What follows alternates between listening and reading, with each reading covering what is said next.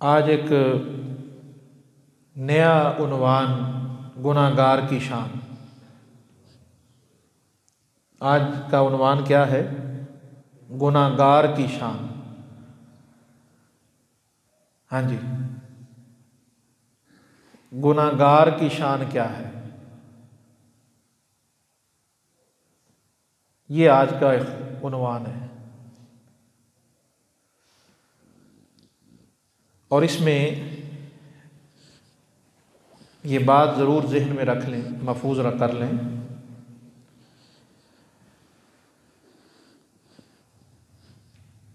कि जिस गुनाहगार की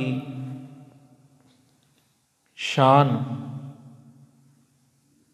बयान करनी है वो गुनाहगार हैं जो अपनी ज़िंदगी में अपने रब की बारगाह में तौबा कर लेते हैं।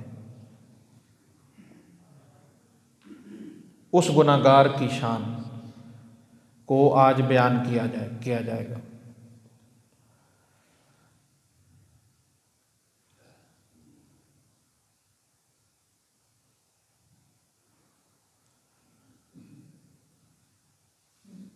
इस बारे में सबसे पहली बात जो कुरान मजीद में अल्लाह ताला ने इरशाद फरमाई है,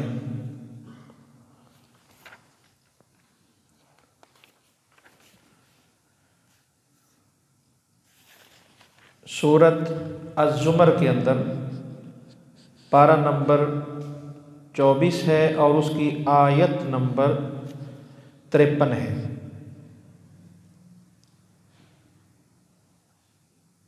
अल्लाह ताला ने इरशाद फरमाया अपने महबूब से,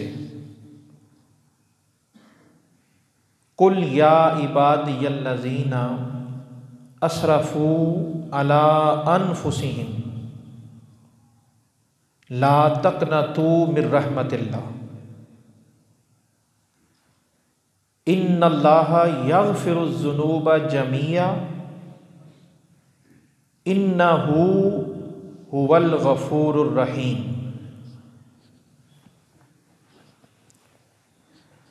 ए मेरे हबीब, आप ऐलान फरमा दें,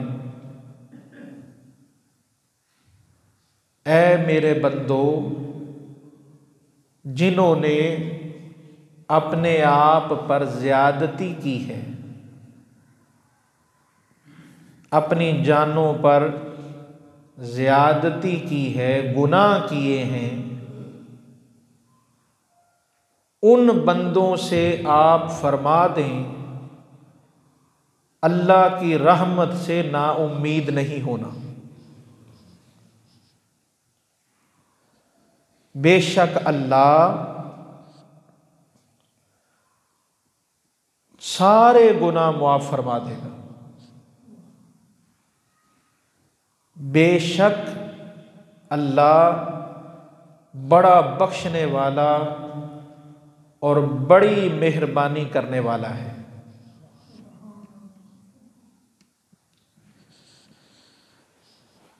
इस आयत मुबारका पर अब गौर करने की ज़रूरत है। दुनिया की सिर्फ एक ही किताब है जिसके बारे में गौर से पढ़ने का हुक्म है और गौर करने का हुक्म है, वो सिर्फ और सिर्फ कुरान पाक है।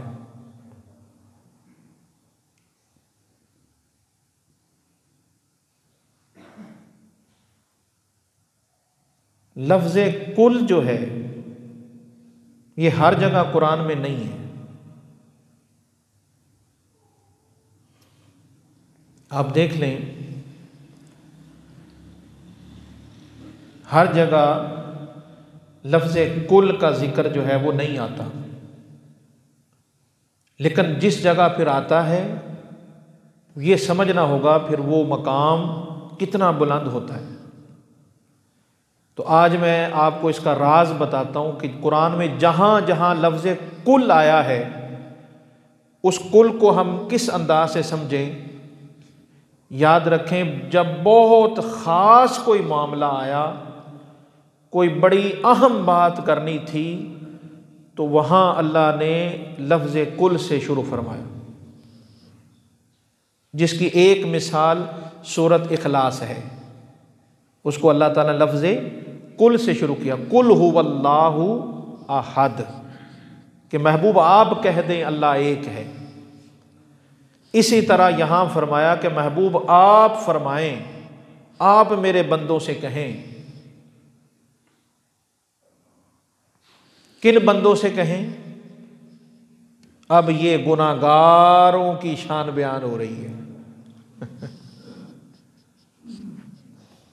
जी, किन बंदों से कहें कि रहमत से ना उम्मीद ना हो? बट ये आयत आपने बड़ी पढ़ी, ला तकनतु मिन रहमतिल्लाह लिखी होती है, बड़ी बड़ी जगहों पे आपने लिखी होगी, लेकिन जिस नुक्ते की तरफ आपकी तवज्जो दिला रहा हूँ उस पर गौर कीजिए। ये पूरी उम्मत के लिए एक नई बात पेश कर रहा हूँ, हाज़ा मिन फ़ज़्ल रब्बी, और कहीं से नहीं पेश कर रहा, कुरान से पेश कर रहा हूँ। ध्यान करा रहा हूं, आप ध्यान करके देखें, आपको पता चल जाएगा कि ऐसे ही बात है। क्या कि अल्लाह फरमा रहा है कि हबीब आप ऐलान फरमाएं, आप ये फरमा दें कि जो बंदे गुनाहगार हैं उनसे आप कह दें कि रहमत से ना उम्मीद ना हो। हम तो सिर्फ इतनी आयत का हिस्सा पढ़ते रहे, ला तकनतु मिन रहमतिल्लाह। भाई किसको कहा जा रहा है कि रहमत से ना उम्मीद नहीं होना? ये नेकोकारों से कहा जा रहा है, ये वलियों से कहा जा रहा है, ये जो नमाजें पढ़ते हैं उनसे कहा जा रहा है? नहीं, ये नमाज पढ़ने वालों से नहीं कहा जा रहा कि रहमत से ना उम्मीद ना होना। ये कुरान पढ़ने वालों से नहीं कहा जा रहा रहमत से ना उम्मीद ना होना।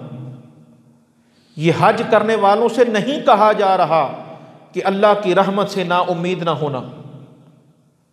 ये दिन रात तस्बीहात करने वालों से नहीं कहा जा रहा कि अल्लाह की रहमत से ना उम्मीद ना होना।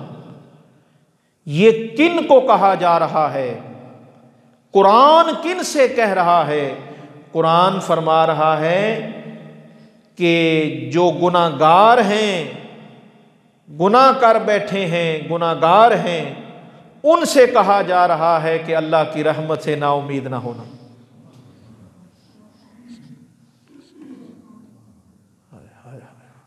मुझे लगता है कि आप सारे नेक ही बैठे हैं, इसलिए आप सुभान अल्लाह नहीं आ रही आप। यानी ये बात तो है ना जी। अब जो अच्छा कोई बंदा ऐसा भी है जो गुनाहगार ना हो?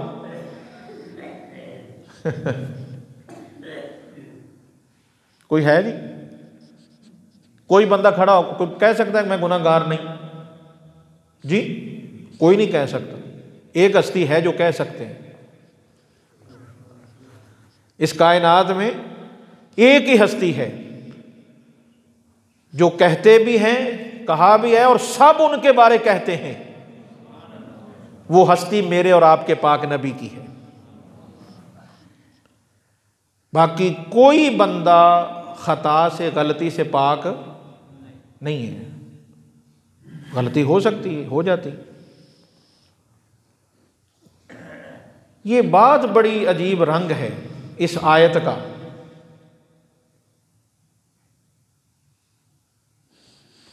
कि अल्लाह फरमाता है महबूब से कि आप ये फरमा दें कि ना उम्मीद नहीं होना, मायूस नहीं होना, रहमत की तरफ ध्यान रखना है।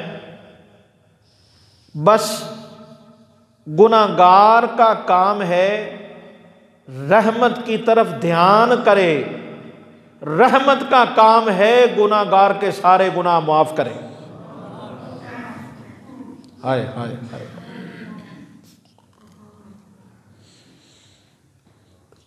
क्या शान है गुनाहगार की। क्या शान बयान हो रही है गुनाहगार की, और तसल्ली दी जा रही है गुनाहगारों को। जो गुनाहगार मायूस हो चुके हैं, आए कुरान की इस आयत पर गौर करें। वो गुनाहगार मर्द हजरात, वो गुनाहगार जो ख़वातीन हैं, अल्लाह का कुरान उन्हें बुला रहा है, आए, वो मायूस ना हो, परेशान ना हो, रहमत पर उम्मीद रखें, रहमत की तरफ ध्यान करें, अल्लाह उनके सारे गुनाहों को माफ फरमा देगा।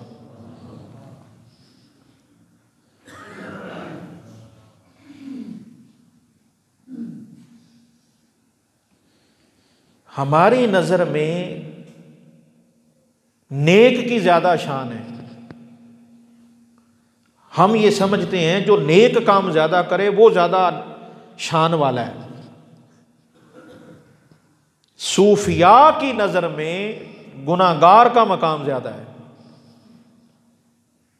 अब ये बड़ी एक अजीब बात है आपके लिए, मैं इसको वजाहत इसकी पेश करता हूं।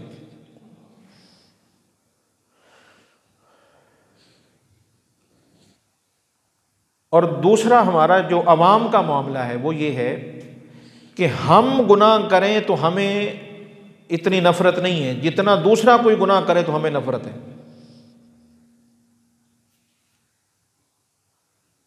हमसे कोई गलती हो जाए हमें वो इतनी फील नहीं होती, लेकिन कोई दूसरा कर दे तो हमें मसला हो जाता है।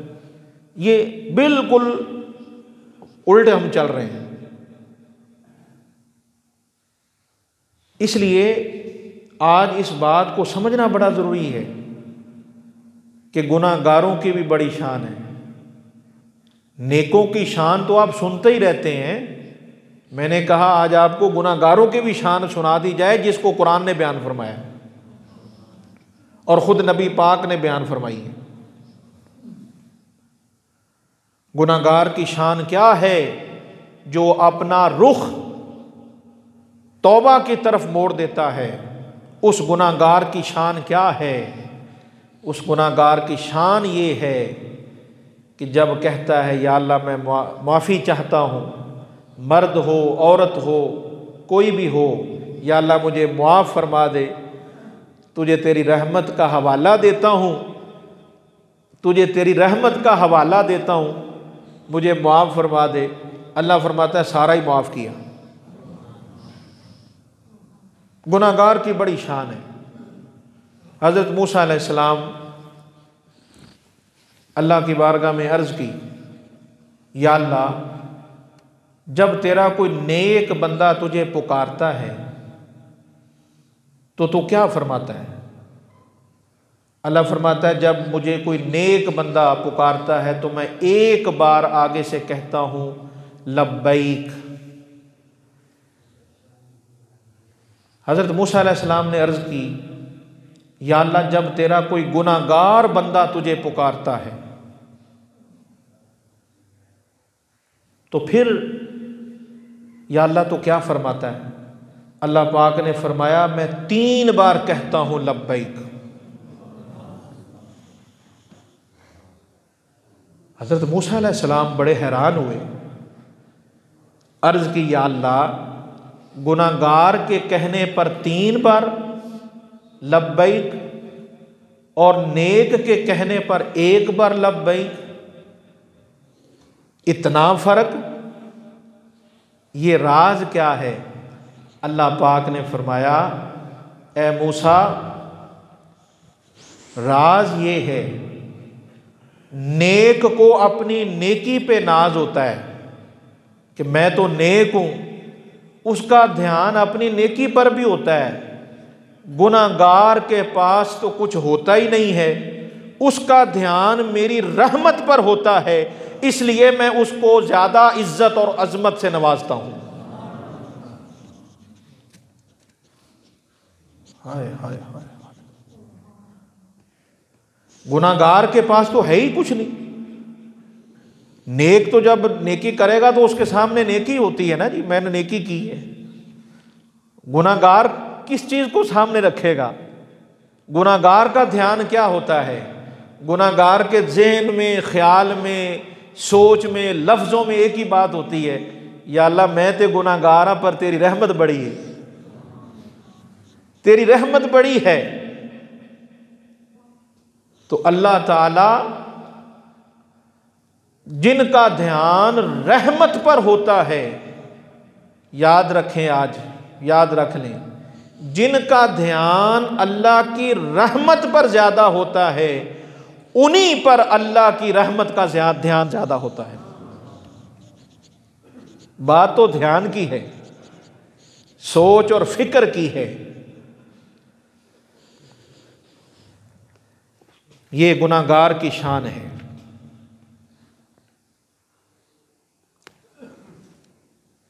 अच्छा, मुझे एक बात बताएं,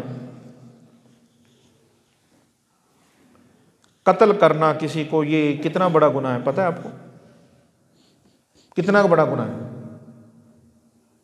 एक बंदे का कत्ल पूरी इंसानियत का कत्ल है। ये कुरान का फैसला है। एक बंदे का कत्ल पूरी इंसानियत का कत्ल है। और जिस बंदे ने 100 कत्ल किए हो,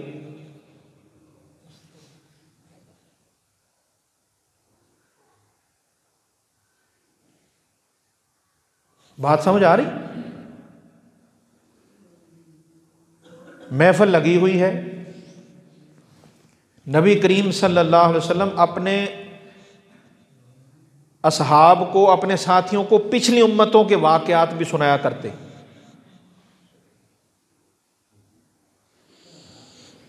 आपने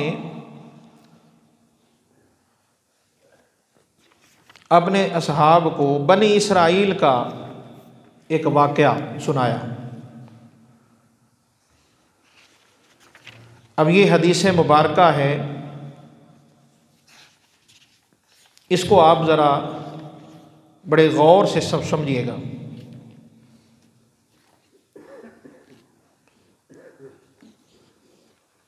आका अलैहिस्सलाम ने अपने सहाब से फरमाया कि बनी इसराइल में एक शख्स था जिसने 99 कत्ल किए। कितने कत्ल किए जी? एक कत्ल की बात नहीं कर रहा, 99 कत्ल किए। 99 कत्ल किए उस शख्स ने। बनी इसराइल का एक शख्स था। ये हुजूर वाकया सुना रहे हैं अपने सहाबा को कि बनी इसराइल में एक शख्स था जिसने 99 कत्ल किए। 99 कत्ल करने के बाद ख्याल आया कि तौबा करनी चाहिए। तो वहाँ एक पढ़ा लिखा बंदा था, उसके पास गया। पता चला कि ये बड़ा कोई नेक बंदा है। उससे जाकर पूछा कि भाई 99 कत्ल किए हैं, कोई माफ़ी हो सकती है? उसने कहा खुदा का खौफ कर, इतने कत्ल करके कहता है माफ़ी हो सकती है? कोई माफ़ी नहीं। उसने आगे से कहा फिर तेरी भी कोई माफ़ी नहीं। उसको भी उसने कत्ल कर दिया। 100 पूरा हो गया। जब 100 कत्ल हो गए, फिर ख्याल आया यार ये तो अच्छा नहीं किया, तौबा करनी चाहिए, माफ़ी मांगनी चाहिए। तो इसका तरीका जो है वो आना चाहिए। फिर किसी शख्स से पूछा कि यार मेहरबानी करो, कोई रास्ता बताएं। वो जो बंदा था ना जी, अब वो बंदा समझने वाला था इस बात को। उसने कहा कि फलां इलाके में चले जाओ, वहाँ अल्लाह के कुछ नेक बंदे रहते हैं, वहाँ जाओ, तुम्हारा मसला हल हो जाएगा। अब ये 100 बंदों का कातिल चल पड़ा उस बस्ती की तरफ। जब आधा सफर इधर से कर लिया, आधा इधर रह गया, तो मौत आ गई, फौत हो गए। जैसे ही फौत हुआ तो जहन्नम के फरिश्ते भी आ गए, जन्नत के फरिश्ते भी आ गए। जन्नतियों ने कहा कि ये हमारा केस है, जहन्नमियों ने कहा ये हमारा केस है, हमने इसको जहन्नम में ले जाना है। जन्नतियों ने कहा, फरिश्तों ने, नहीं भाई हमने तो इसको जन्नत में ले जाना है। अब फरिश्ते आपस में बहसने लगे। वो कहें जी हमने नहीं जाने देना, वो कहें जी हमने नहीं जाने देना, ये 100 बंदे का कातिल है, हम इसको कैसे जन्नत में जाने दें। जन्नती फरिश्तों ने कहा ठीक है बात, लेकिन ये तौबा की नीयत से जा रहा है, तौबा का इरादा हो चुका है, मौत आ गई है, हम इसको जन्नत में ले जाएंगे। उन्होंने कहा नहीं जी हमने नहीं मानना। जब मामला काफ़ी तूल पकड़ गया, अल्लाह पाक ने फरमाया भाई हम फैसला करते हैं, फैसला कर देते हैं। फरिश्तों ने कहा ठीक है बारी ताला आपका जो हुक्म फैसला फरमाएं। अल्लाह पाक ने फरमाया भी ज़मीन को जो है ना नाप लिया जाए, ज़मीन की पैमाइश करो। अगर ज़मीन की पैमाइश में जिधर ये तौबा के लिए जा रहा था उधर फासला ज़्यादा हो जाए कि उधर ज़्यादा झुका हुआ है तो इसको जन्नती ले जाएं, अगर कम है तो फिर इसको जहन्नमी फरिश्ते ले जाएं। फरिश्तों ने कहा ठीक है। अब ज़मीन की पैमाइश शुरू हो गई। अल्लाह ने फरिश्तों को पैमाइश में लगा दिया और ख़ुद रब ने ज़मीन से कहा, खुद रब ने ज़मीन से कहा ए ज़मीन अपने आप को ज़रा समेट ले, सुकड़ जा। अब रब फरमाए ज़मीन को, ज़मीन की क्या ज़रूरत है, फरिश्ते जनाब पैमाइश में लगे हुए हैं। पैमाइश की गई तो जिधर जा रहा था उधर का फासला कम हो गया, उधर से ज़्यादा हो गया, फैसला हो गया। अल्लाह पाक ने फरमाया ये बंदा जन्नती है, इन्हें जन्नत में जाने दो। अच्छा आपने गौर किया है इस बात में, ये गुनाहगार की शान तो देखें यार। अगर आपका ज़ौक़, मेरा ज़ौक़ तो इजाज़त दे रहा है, अगर आपका भी ज़ौक़ इजाज़त दे तो मैं बात कर दूं बात जी। इतनी तरफदारी गुनाहगार की, इतनी तरफदारी, बात पे ध्यान है। फरिश्तों से कहा तुम नापो ज़मीन को, और रब खुद तरफदारी किधर फरमा रहा है। ये गुनाहगार की शान है कि नहीं है? कितनी गुनाहगार की शान है।